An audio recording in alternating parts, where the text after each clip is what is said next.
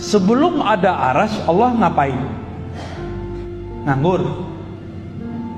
Katanya Allah mesti bertempat. Terus di mana Allah? Oke guys, jadi Tuhan itu maha besar ya. Benar nggak?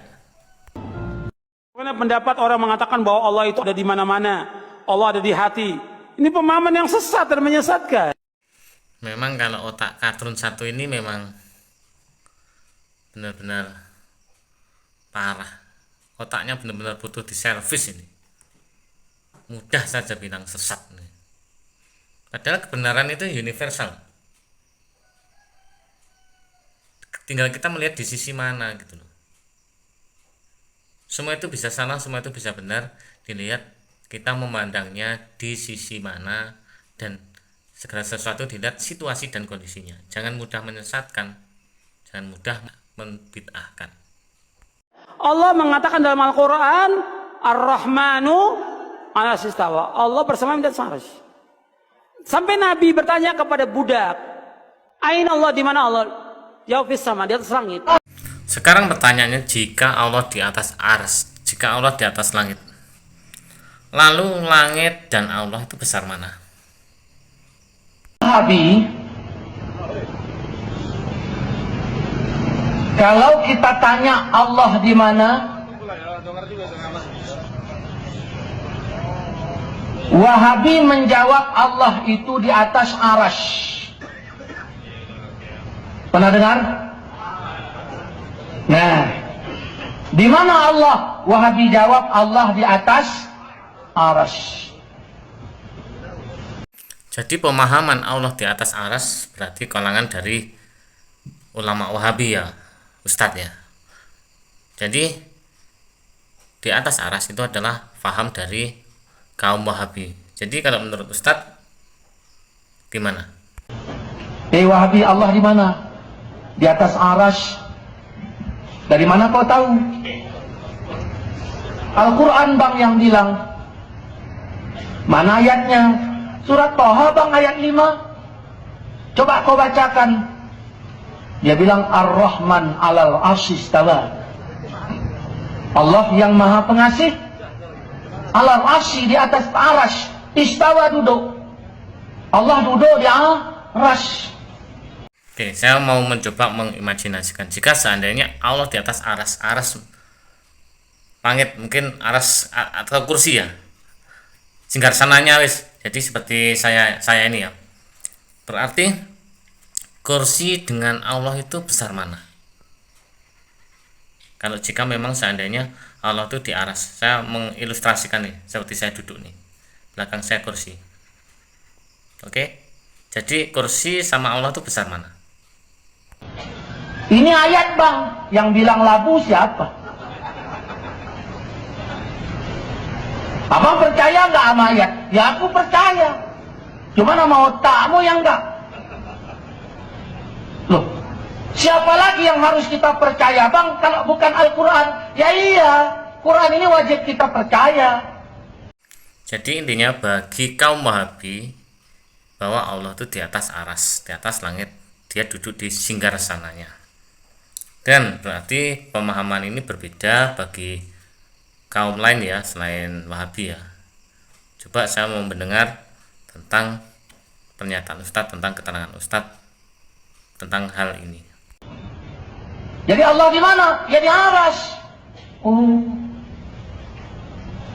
Nah, kalau saya nggak percaya Allah di aras, bagaimana? Kafir lah bang. Kenapa kau bilang aku kafir? Karena abang nggak percaya Quran. Qurannya aku percaya. Di arasnya itu yang kau bilang duduk, itu aku nggak percaya. Oke, dengan hal ini saya sepakat bahwa Al-Quran, hadis memang fix. Kita wajib untuk mempercayainya dan 100% tanpa ragu. Tapi kalau untuk mempercayai Wahabi itu beda lagi. Jadi setiap orang atau mungkin golongan ya itu memiliki tafsir sendiri-sendiri, dan tafsir mana yang tepat, nah itulah yang patut kita cari tahu dan kita pikirkan disesuaikan dengan akal pikiran kita. Loh, kita wajib percaya Quran bang. Ya iya. Nah, Kita nggak boleh main-main, kita percaya Quran. Ya udah, berarti kita memfatwakan sesuatu harus Quran. Ya iya, bagaimana kalau Allah ku jawab di Palestina? Loh, mana bisa gitu? Quran juga yang bilang. Loh, mana ada dalam Quran di Palestina? Ya kau buka surat Safat ayat 99. Ibrahim berkata, inni zahibun ila rabbi sayahdin. Coba buka itu bagaimana asbab dan sebagainya. Aku berangkat menjumpai Tuhanku. Kemana Ibrahim pergi? Pelajari itu bagaimana ayat itu. Ibrahim pergi ke Palestina. Berdasarkan ayat ini Tuhan di Palestina. Oke, dari sini saya menangkap sebenarnya bahwa sebenarnya Allah Tuhan itu berada di mana-mana. Entah hati kita, entah pikiran kita, entah dimanapun Allah selalu ada. Jadi kata atas, kata langit itu mungkin hanya simbol saja untuk pengagungan, untuk posisi yang tertinggi. Makanya kita selalu mengatakan bahwa Allah itu atas. Mungkin gitu ya. Ini yang saya tanggap. Waduh, jangan waduh, ini kan Quran.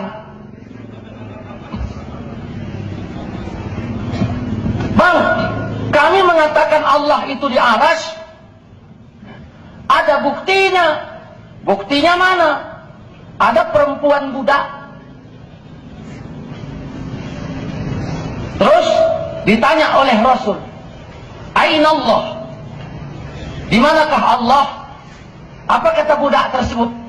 Dia bilang, nah, fis sama.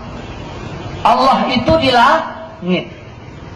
Terus apa kata Nabi? Aku siapa? Kata perempuan itu, engkau Rasulullah. Kata Nabi, merdekakan dia karena dia sudah mukmin. Semua itu tetap dilihat konteks dan situasi kondisinya. Kalau misalkan konteksnya dia mengagungkan Allah, dia mengatakan atas itu benar. Kalau dia mengatakan sana, atau mungkin depan, belakang, itu kan nggak sopan kalau pada Allah seperti itu. Di mana Allah belakang? Di mana Allah di depan? Di kiri, kanan, di bawah. Lah itu kan tidak menghormati, tidak mengagungkan. Tapi kalau misalkan berkata atas, nah ini aku rasa kenapa Rasulullah membenarkan hal tersebut, karena apa? Karena tentang keimanan, tentang pemahaman si perempuan itu.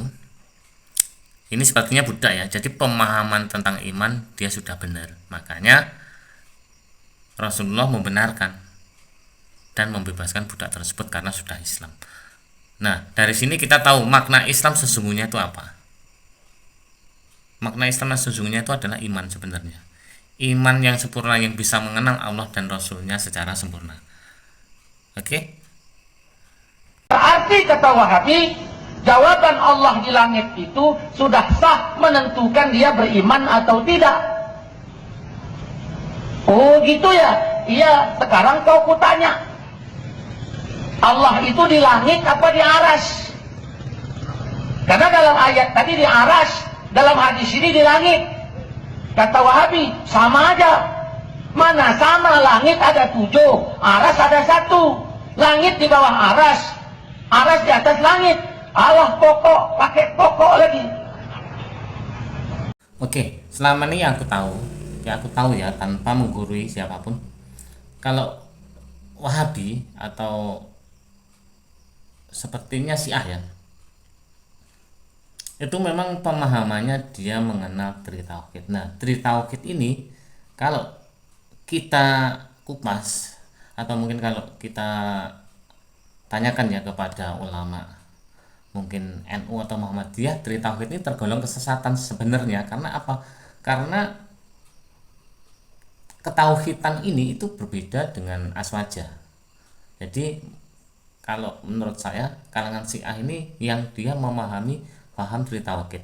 Contohnya apa? Contohnya Tri Tauhid ini kalau Allah itu berada di atas, kalau misalkan Allah itu pergi, itu nggak ada di sana gitu. Jadi maksudnya seperti sifat manusia, kalau misalkan saya di sini nggak ada, berarti saya ke situ.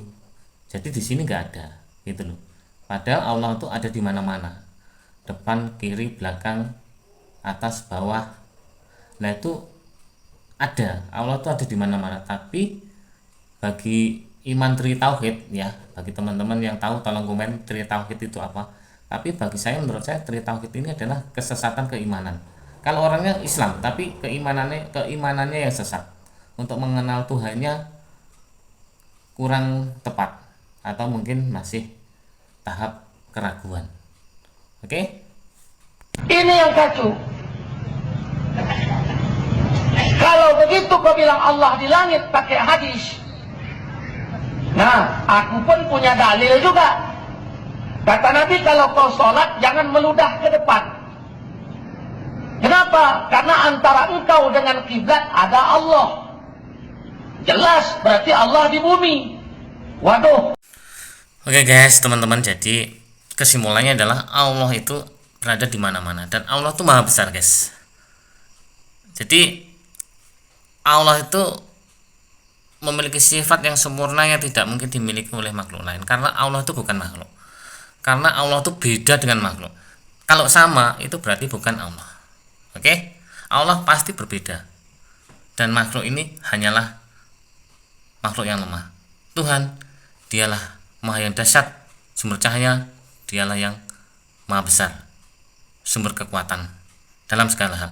Dia ada di mana-mana. Jadi misalkan sholat menghadap ke kiblat bukan maknanya Allah berada di Mekah, tapi berada di mana-mana. Kita berdoa menghadap kemanapun, walaupun nggak menadahkan tangan juga tidak apa-apa. Tapi adabnya menadahkan tangan seperti Rasulullah, seperti nabi-nabi lain juga bagus.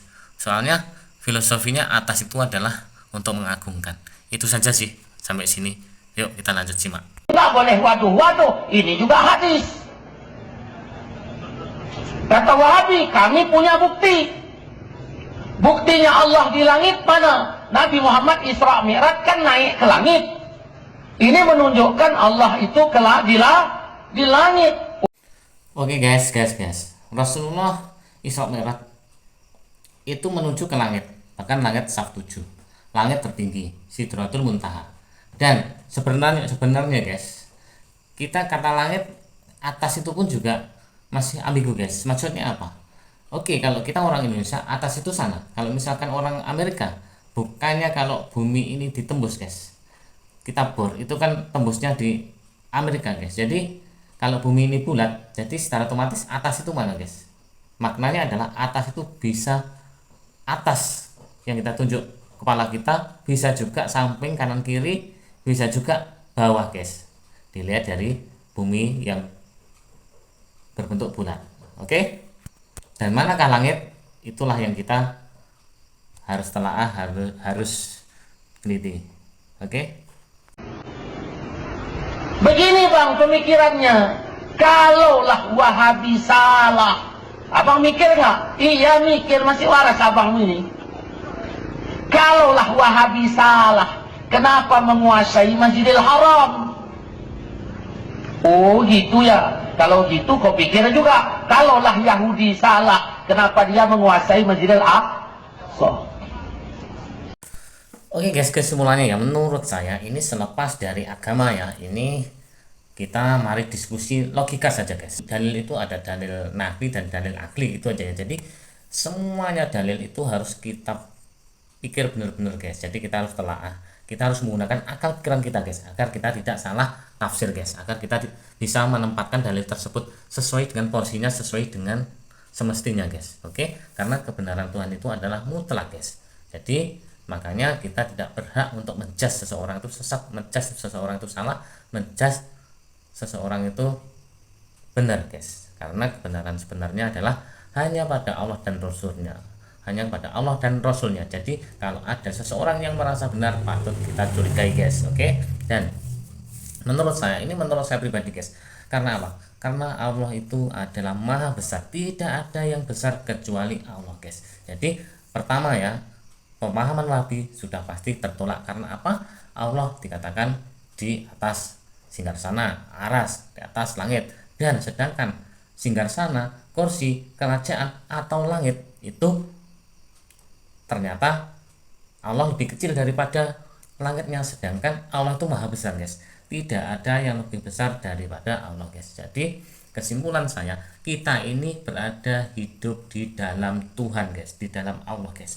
Jadi kalau kamu mengetahui sesuatu hal guys, tolong bantah saya guys, tolong komen guys, kita diskusi guys. Oke, sebenarnya Allah itu di mana guys? Oke, sebenarnya Allah itu sebesar apa guys? Dan menurut saya, kita bisa menemukan Allah itu dengan hati pikiran kita guys. Secara otomatis hati dan pikiran harus sinkron guys. Tapi kalau cuma akal saja, itu pasti kita tidak mampu guys untuk mengenal Tuhan. Jadi kesimpulannya adalah tidak ada di dunia ini, bahkan di semesta ini guys. Jadi tidak ada yang lebih besar guys daripada Tuhan guys. Jadi semuanya ini guys, semuanya ini berada di dalam Tuhan. Baik bumi, planet, langit, semesta ini guys, atau mungkin galaksi guys, atau mungkin beribu-ribu galaksi guys, bukan hanya Bima Sakti guys. Semuanya ini adalah hidup, semuanya ini berada di dalam Tuhan guys. Oke, jadi tidak ada ruang guys, tidak ada ruang, tidak ada tempat yang lebih luas guys selain Tuhan guys. Dan Tuhan bukan manusia guys. Kalau manusia kita duduk, kita masih punya ruang guys, atau mungkin rumah, halaman, bumi. Oke, jadi apakah mungkin guys Tuhan sebesar itu guys? Jadi secara otomatis kalau misalkan contohnya saja, misalkan kita di ruangan ini ya, seperti saya di ruangan ini, berarti saya lebih kecil daripada rumah ini. Sedangkan Allah itu maha besar. Kita dengan Allah berbeda. Saya cuma manusia, kita ciptaan Tuhan. Secara otomatis pastilah tentu ada yang lebih besar lagi guys. Kita dengan ciptaan Tuhan yang lainnya, contohnya gajah. Oke guys, dan kita lebih kecil dari ruangan, lebih kecil dari bumi ini guys. Tapi kalau Allah guys, kalau Allah tuh tidak ada guys, tidak mungkin guys sesuatu yang bisa ditempati Allah guys. Karena apa? Allah terlalu besar guys. Bagaimana cara mengenal Allah? Ya dengan hati kita guys. Oke, bagaimana kita bisa menemui Allah? Yaitu guys dengan sendirinya guys. Mungkin pandangan kita akan diperlihatkan guys dengan Allah guys. Suatu saat nanti ya, kalau misalkan umat Islam, ya suatu saat nanti akan ketemu Allah di mana? Di surga. Dalam wujud apa? Yang itu yang kita tidak tahu gitu loh. Tapi intinya kita bertemu dengan Allah. Bertemu dengan cara apa? Ya, wallahu alam. Oke guys, yuk kita diskusi. Tolong komentar, beri saranmu, beri pendapatmu. Oke, cukup sekian. Assalamualaikum warahmatullahi wabarakatuh.